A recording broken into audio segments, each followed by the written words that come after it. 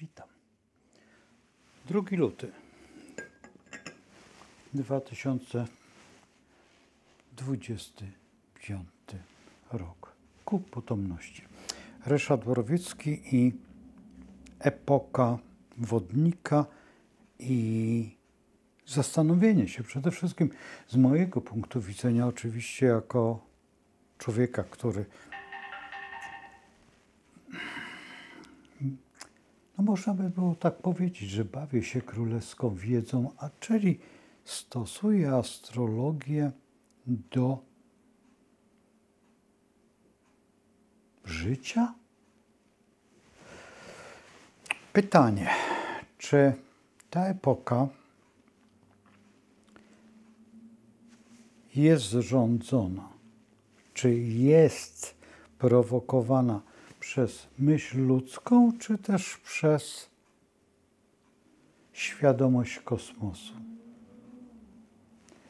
Kosmos jest nieograniczony i wielkość kosmosu możemy liczyć w latach świetlnych. Co robimy? Zdobywanie kosmosu jest dla nas priorytetem. Tak jak dlaczego? Dlatego, że po prostu jesteśmy jego dziećmi. A jeżeli jesteśmy jedynymi żyjącymi, świadomymi postaciami, to w takim razie mamy prawo do egzystencji w całej przestrzeni i uzurpowania sobie tej świadomości, ale nie tyle świadomości, co działań. Jeżeli już to rozgryźliśmy na tym poziomie, to musimy zastanowić się, w jaki sposób to zrobić. Oczywiście, że mamy fizykę, mamy matematykę, mamy wszystkie przedmioty, nazwijmy to ścisłe w tym momencie znaczenia, oprócz jednego, który jest duchowym przedmiotem, którego dopiero właściwie uczymy się, a w rzeczywistości straciliśmy. Z punktu widzenia Ved, to jesteśmy coraz dalej, a nie coraz bliżej, ponieważ z opisów księg Ved wiemy o tym, i także w zapisie biblijnym, że jesteśmy właściwie na skraju cywilizacyjnym, mimo to, że wydaje nam się, że już przebiliśmy starożytność.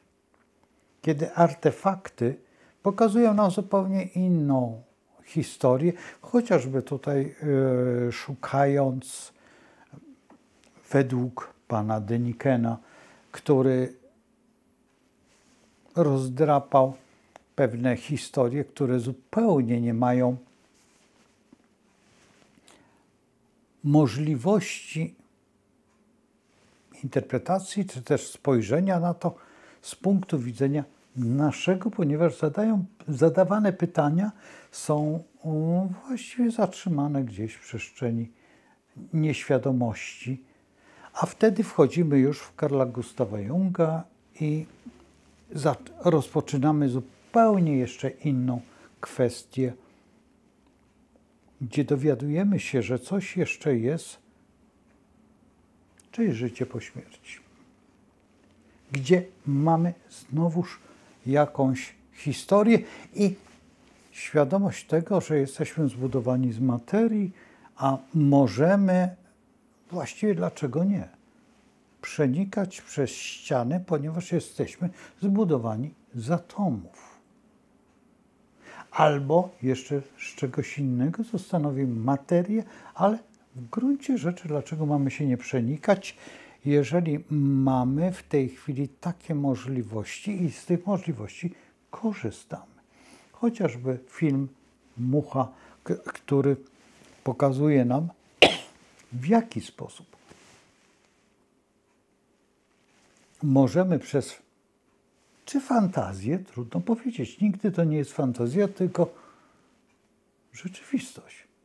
Tę rzeczywistość mamy w eksperymencie filadelfijskim, który jest naocznym, bo przecież w nim braliśmy udział jako ludzie, jako świadome istoty, a nie świadome tego, co się stanie.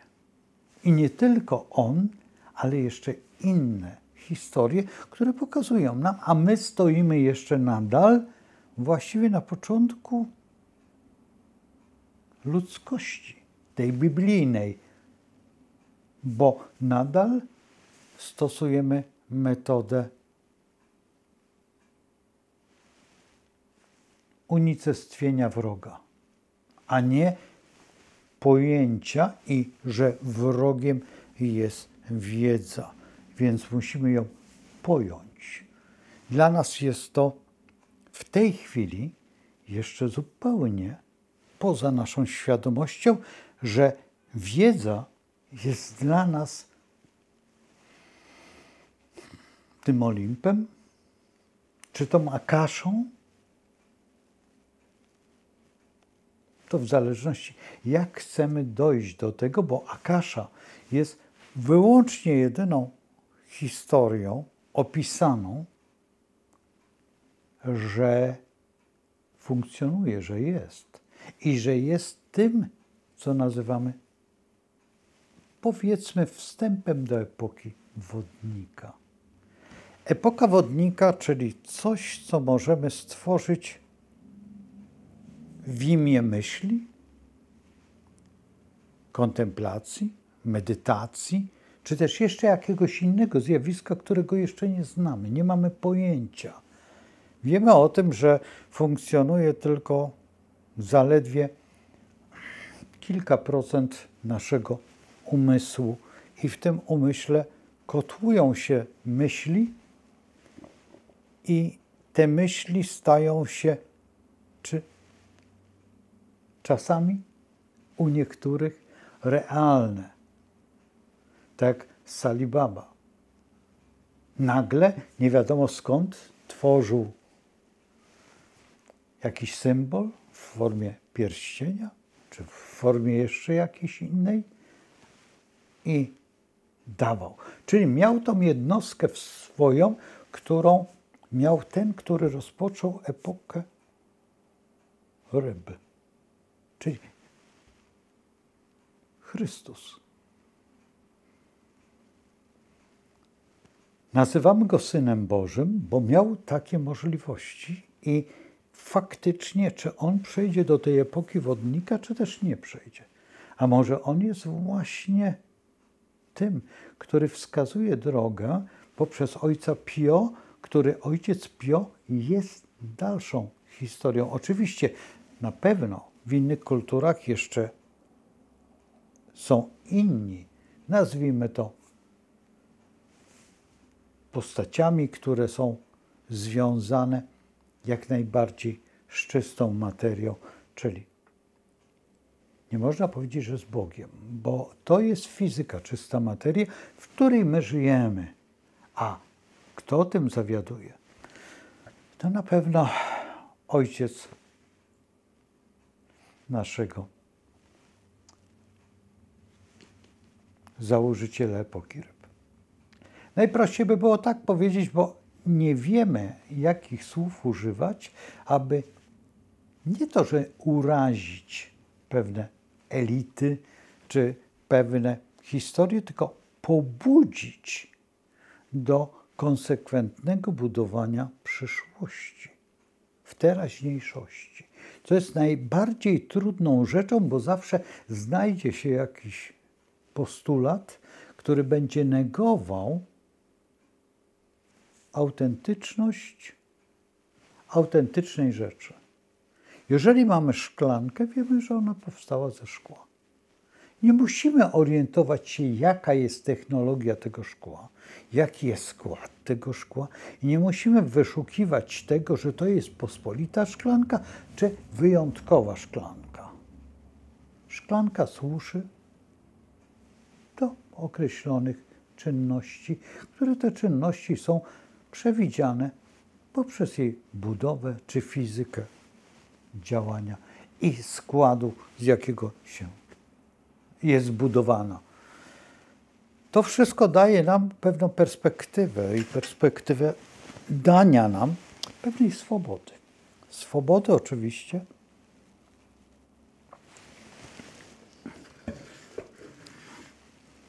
sobie ten stoliczek przestawi, będzie mi dużo wygodniej. I to wszystko daje nam jakiś fragment świadomości. Świadomość epoki wodnika. Najprościej, kiedy ja już o tym wspominałem w poprzednim odcinku, najprościej by było wytłumaczyć na zasadzie drożdży. Że biedne drożdże otrzymują coś, z czego wytwarzają coś, co potem to coś nie jest zupełnie podobne do tego czegoś i nie są katalizatorem, a są twórcami. I właściwie są stwórcami tej nowej jakości. To wszystko, co się dzieje i teraz jeżeli możemy zbudować te drożdże, a właściwie taki mechanizm, który będzie dokładnie usystematyzowany w przestrzeni i będziemy wiedzieć, co one będą tworzyć, to już zaczyna być inżynieria. Czy kwantowa? Trudno powiedzieć. Możliwe, że tak, a możliwe, że biotechnologia, która otworzy przed nami to, że jakiś organizm będzie niewolnikiem naszych myśli. Czyli będziemy mogli mieć jakąś formę, czy jakiś skład, czy jakąś inną cywilizację, która ta cywilizacja będzie służyć naszej świadomości. Czy to już się dzieje? Tak, dzisiaj na niskim poziomie mamy chipy, które buduje pan Musk, ponieważ one służą ku temu, żebyśmy mogli działać zgodnie z naszą wyobraźnią. I jeżeli epoka ta nie służy temu, by tworzyć kastowość, która zaistniała chociażby w tym państwie, które dzisiaj przewodzi w liczbie członków, czyli Indie, ale oni wytworzyli tak zwaną kastowość. Czy ta kastowość była złem? Też nie, dlatego że oni wiedzą o tym, że w tej kastowości oni muszą być, istnieć i funkcjonować dla tej technologii, która przyjdzie do nich w momencie ich wyzwolenia. Czyli dokładnie to, co mamy zapisane w kosmogramie, czyli mamy tą świadomość tego właśnie kosmogramu i w tym kosmogramie są energie zapisane. Każdy się rodzi z odpowiednią datą i odpowiednią godziną, minutą i sekundą. I tutaj możemy odczytać jego predyspozycję, czyli przychodzi z dokładną receptą, czy też zapisem swojej historii. Czy może on odpłynąć od tego, bo pytanie jest, ale po co? Jeżeli on odpływa, czyli wchodzi w antymaterię swoją, czyli staje się klakierem zła, bo przychodzi w momencie takim, ja tłumaczę tym osobom, które chcą wiedzieć więcej. Więcej to jest przekroczenie strefy komfortu.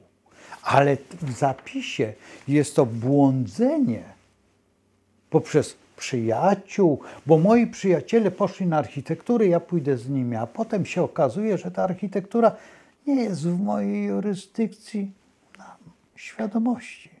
Ja wolę być zupełnie kim innym. Albo poznałem jakąś dziewczynę w wieku i rzuciłem te studia dla niej, bo byłem tak szczęśliwy. Albo nie kończę i nie robię magisterium tylko dlatego, że nie chce mnie się. Czy rzucam na którymś roku jako najlepszy student ze stypendium i odchodzę dla kaprysu. Zapis ten, gdybyśmy głębiej przeanalizowali, w tym kosmogramie jest. I teraz umiejętność tej epoki wodnika jest taka, abyśmy spełnili warunki, jakie przychodzimy na tą ziemię, z tym oto zaszeregowaniem nas w świecie, wszechświecie. Jeżeli zbudujemy z ogniw odpowiedni łańcuch ludzki, dojdziemy do krańców świata. Mamy na to, przypuśćmy, więcej jak 2000 lat, które jeszcze się nie rozpoczęły. Jeżeli teraz patrzymy z punktu widzenia odległości i zrozumienia tego tematu, to trzeba brać pod uwagę, że to nie jest to, że ktoś nam coś narzuca, to kosmos narzuca nam, a nie człowiek. Więc my powinniśmy najpierw postawić na to, aby można było wejść i mamy ku temu wskazówki. Mamy wskazówki chociażby biblijne, kiedy mamy Joszua, który w wieku 12 lat kapłanów wiedzy i nie tylko szokuje i potrafi stworzyć wokoło siebie taki nastrój, że dzisiaj go traktujemy jako Syna Bożego. I on sam o tym mówi jako jego Syn. Ale także tłumaczy nam, że jesteśmy wszyscy tacy sami. Ale my, ze względu na biblijne podejście do sytuacji, do tego dwóch braci, stajemy się klakierami niszczenia tego właśnie zapisu. I jeżeli ten zapis nie zostanie uhonorowany, tutaj by można było powiedzieć, Pan zaczyna chwalić królewską wiedzę. Nie, ponieważ ja ją znam. Jeżeli ty znasz swoją wiedzę, idź tą samą drogą i naucz się być twórcą, nie stwórcą. Bo w tej chwili wpadasz w stworzenie sytuacji, która jest nie do zaakceptowania dla każdego z nas. Powodem świadomość. Brak, powiedzmy, nazwijmy to kultury, co żeśmy już w tej epoce ryb, a i wcześniejszej barana, jeszcze wcześniejszej byka, jeszcze wcześniejszej bliźniąt przeżyli. Bo mamy w tym rysunku, czy malunku, czy obrazie artysty Muchy czeskiego pokazane Sfinksa z twarzą kobiety i dzisiaj jesteśmy w tym samym punkcie, mimo że upłynęło sporo lat. I to 1000. Więc bierzmy to pod uwagę i nie potrafimy nawet przenieść to do naszej wyobraźni, ponieważ my w tej chwili nasi włodarze, a właściwie osoby, które chcą reprezentować nas i w wolnym wyborze, który jest wyborem raczej samowolnym, a nie wolnym, chcą opanować ich świat. I dlatego też osoby, które są ponad tym wszystkim, czyli dokładnie te osoby, które wypełniły pewne warunki i stworzyły swoje marzenia poprzez umiejętność analizy, umiejętność wyczucia rytmu czy algorytmu swojego serca i umiejętność działania, co bardzo często nazywamy błędem, bo ta osoba zmieniła opcję, ale sama opcji nie zmieniła, co założyła na siebie kaganiec niewoli, bo chce być autorytatywna tylko wtedy, kiedy ona ma rację. Destrukcja już nieraz istniała, o czym mówił Franciszek Pręgiel w swoich kalendarzach. Przede wszystkim w 1939. O wielkim przywódcy, który stworzył, jakby nie było, z kultury germańskiej kulturę wyższą, najwyższą i nad człowieka, który dzisiaj jest realizowany przez doktora Mengele i te osobniki żyją i tworzą, jakby to można było nazwać, nową Szwabię, czy tam jeszcze inną, gdzie właściwie mamy reprezentanta gdzieś tam w jakimś Davos, który pokazuje palcem, co mamy wykonać. I na ile jesteśmy wolni, niewolni, czyli różne kasty, które mamy w Indiach i pokazujemy, wchodzimy w ten sam rytm, ale z punktu widzenia hinduskiego, a nie z punktu widzenia świadomego poznania właśnie takiego zjawiska, jak wykorzystanie, które wiemy wszyscy, potencjałów danego osobnika, którego omawiamy. Co jest wielką cechą, aby potrafić zrobić z każdego, co udowodniono, jeżeli spojrzycie na świadomość, że są państwa, gdzie wszyscy mają prawo, a właściwie posiadają, nazwijmy to tak, jak mówimy w tej chwili, wyższe wykształcenie, ale prawdziwe, udowodnione, nie swobodne, że ja jestem i mówcie mi magister, bo właśnie tworzę habilitację, a doktorat to gdzieś z boku zostawię, a magister pomylił się z magazynierem głupoty. Ponieważ, no cóż, kropka, tylko różni ten tytuł. I ktoś źle odczytał, panie magazynierze. Średniowiecze jest ciemne, jeżeli patrzymy z punktu widzenia współczesnej historii, a w rzeczywistości jeden z najpiękniejszych okresów, który stworzył wiatrak, młyn. I dzisiaj tylko w tym się kręcimy, bo to jest najważniejsze przedsięwzięcie od średniowiecza do współczesności. Czy nie jesteśmy zbyt prozaiczni?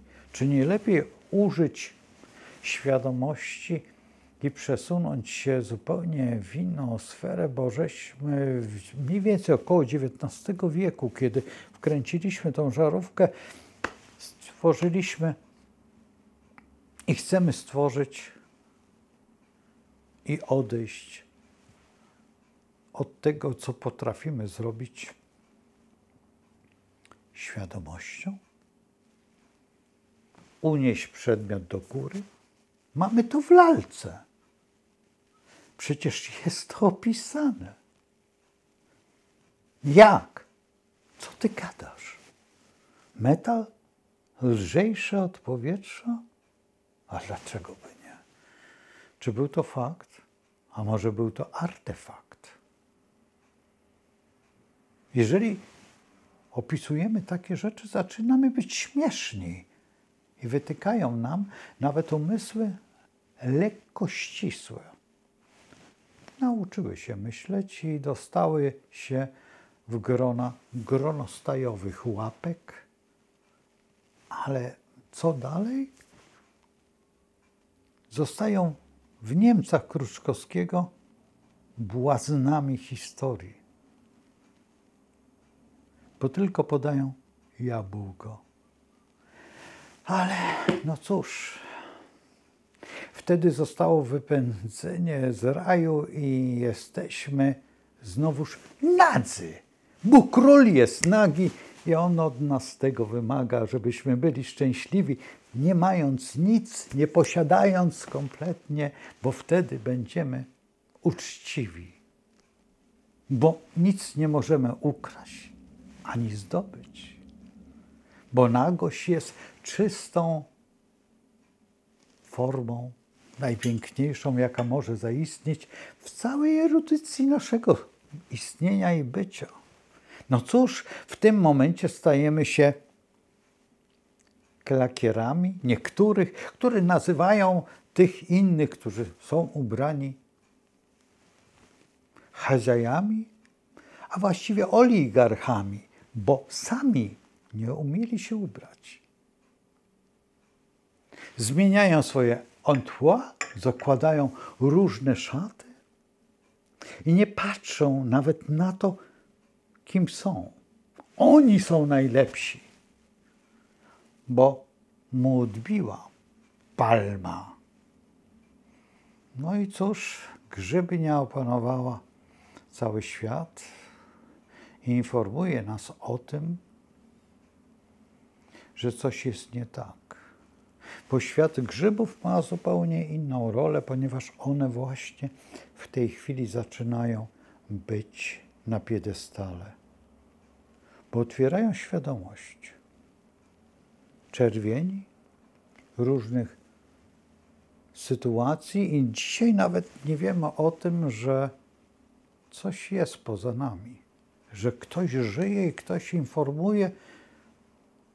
Efekt motyla, świadomość wody, a o przyrodzie żeśmy już zupełnie. No cóż, wytwarza się metan, gaz, który jest tak niebezpieczny. No więc wytworzymy wspaniałą maszynę. Podamy krowie jednostkę wspaniałą i ona przestanie tak mocno gazować, ale jednocześnie też nie będzie wytwarzać zdrowych osobników, tylko zgniecione. Zapomniałem wyłączyć ekspresu do kawy.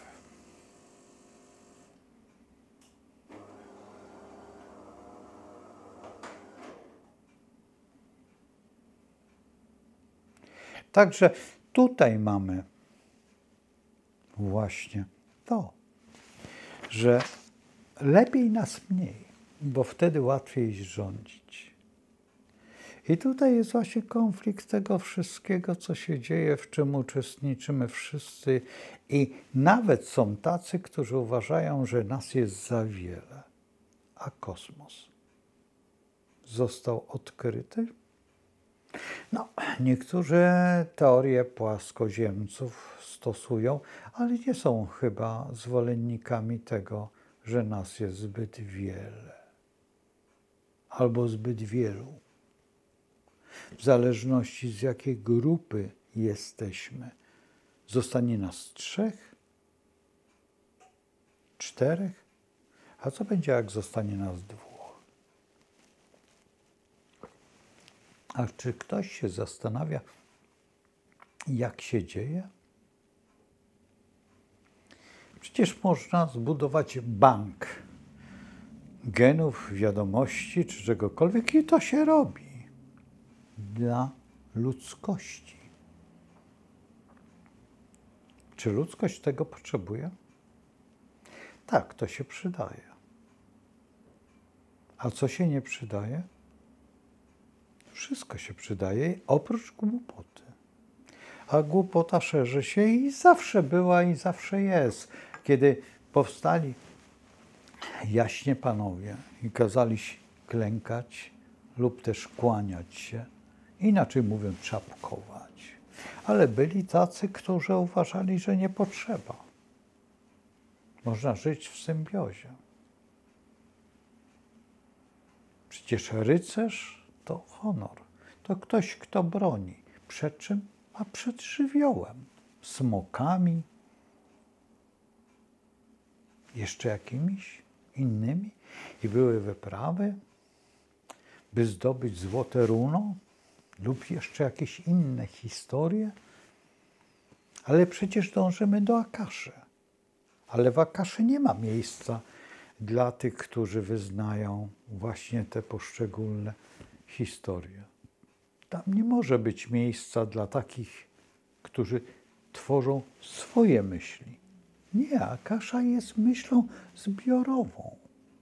Akasza jest czymś, kto ma każdy prawo znalezienia się tam po pewnym kluczu świadomości, a więc umiejętności, rozwoju swojego umysłu przede wszystkim i pojęcia, gdzie jest zło, by je wyeliminować, by tam nie tworzyć już tego, bo gdyby tam się stworzyło chociaż ułamek tego, to wrócimy do tego, co w tej chwili jesteśmy. Do faszyzmu, do komunizmu, do marksizmu, do każdej ideologii.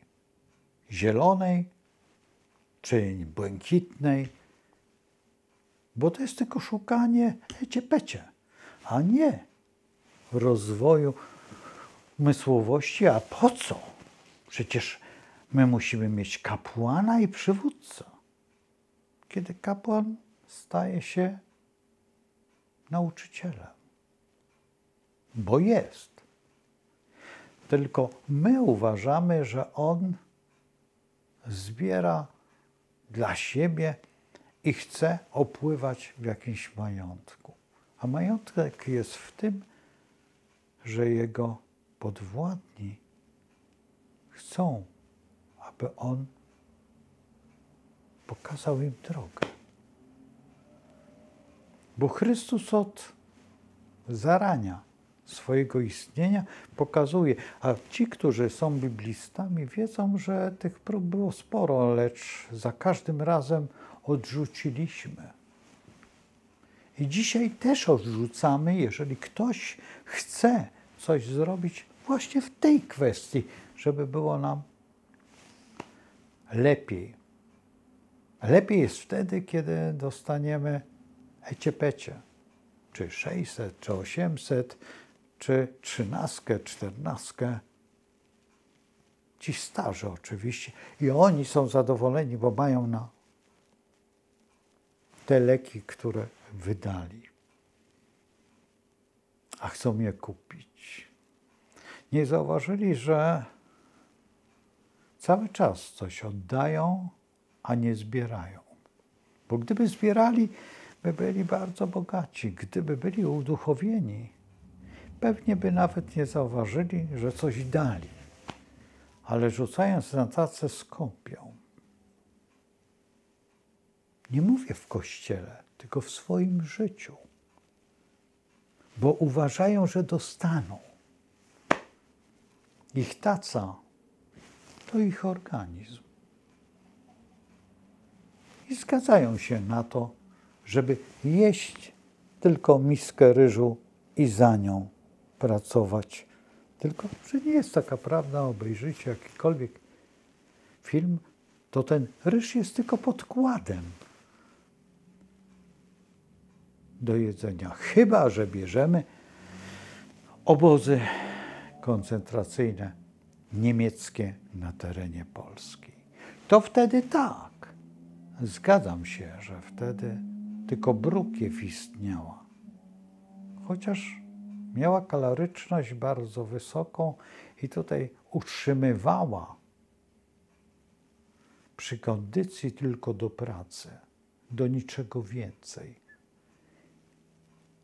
Jeżeli nadal będziesz zgadzał się na tą miskę, będziesz tylko pracować na nią i nic więcej. Ale ty złorzeczysz. Chcesz wejść do epoki? Nie wejdziesz. Już ci to zapewniono, bo dlaczego? Dlatego, że twoi włodarze założyli, że oni są mądrzejsi. Stworzyli organizację najlepszą, jaka jest możliwa. Umiejętność nawożenia i konsekwentnego działania. Dzisiaj najnowszy hit w mleku, żeby krowa nie oddawała bąków pospolitych, czyli gazów odbytniczych, czy też dyfuzji od tyłu. A może jeszcze innego zjawiska można by było się doliczyć, żeby nie kruczało krowie w brzuchu i żeby ona nie leżała i nie memlała, bo ma tylko 5 żołądków. Coś ty powiedział, 5. No tak, pentagram ma w brzuchu i dlatego wytwarza najwspanialszą rzecz, jaką jest mleko.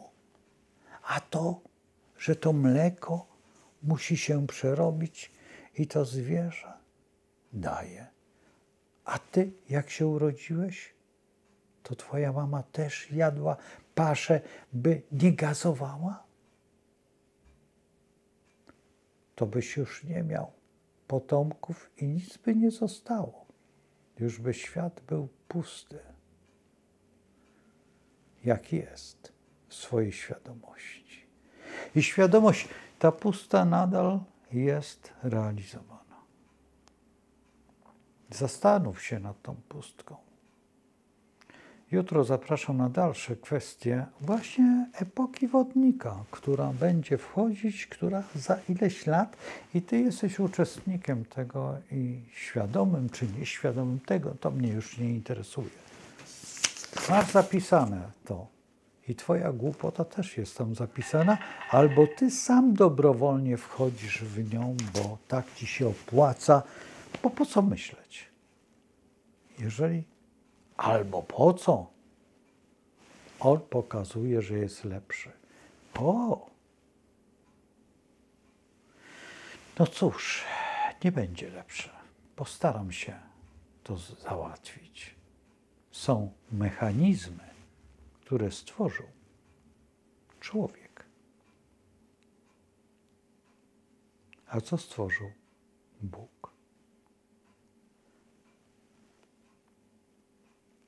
Przecież tylko mityczne drzewo gorejące, które w przyrodzie istnieje, tam na wschodzie. I był ktoś, kto zniósł dekalog. Ale po co go przestrzegać? Przecież ideologie są lepsze. Marksizm jest fantastyczny. Oprócz tego jeszcze jest to, o czym mówił pan Karoń. Bo wolę, żebyście poszukali w internecie tych myśli i zastanowili się, czy w której chcecie żyć. Czy w tej, którą teraz jesteście, czy w tej, którą wam dadzą. Bo teraz tylko przygotowują was do jednego. Do umiejętności wprowadzania się w stan odurzenia, bo was fantastycznie kierują na ścianę. Nazwijmy to eutanazji czy śmierci. Bo nie patrzysz, starcze, że masz wnuki. Bo czasami ich nie masz, bo tak doprowadziłeś się do wyginięcia. Ponieważ ty chciałeś żyć egoistycznie i chcesz być wielki. No cóż.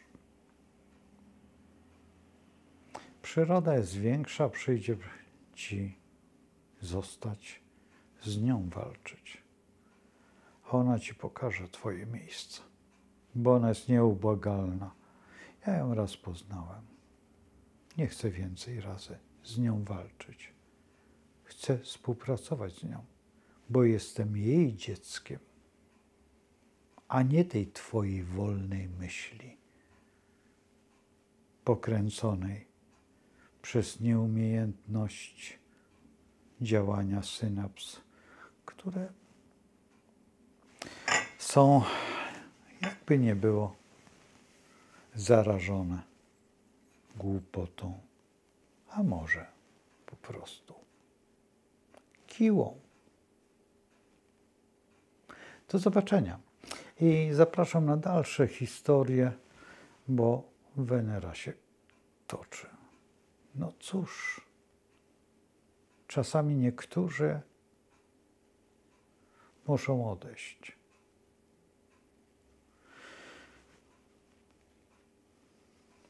Po to, żebyśmy się stali wolnymi ludźmi, bo jesteśmy na wzór i podobieństwo z Bogiem.